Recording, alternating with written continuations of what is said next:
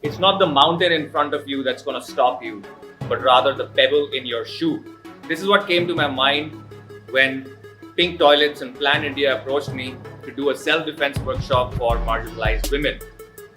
Look, when we talk about transforming the world or making the world a better place, we often talk about big things, right? Governments and policies and businesses and this and that. And that's great. But at the same time, we need to focus at these ground level things also. Women who clean toilets, for example, right? These nuts and bolts, these bottom level things of our society and our culture are equally important, if not more. I gotta say, I'm honored to be doing this, to be contributing to this cause. Today, I'm going to be teaching these women self-protection.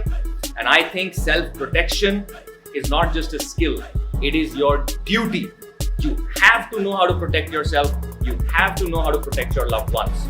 My name is Mannan Dattah. I've been doing this for a long time. I've trained lakhs of people in self-defense. And today I get to share my skill set with these women. And I get to move this movement forward, which is such a privilege. I really want to acknowledge the team here, Archana and the rest of the people who put this together.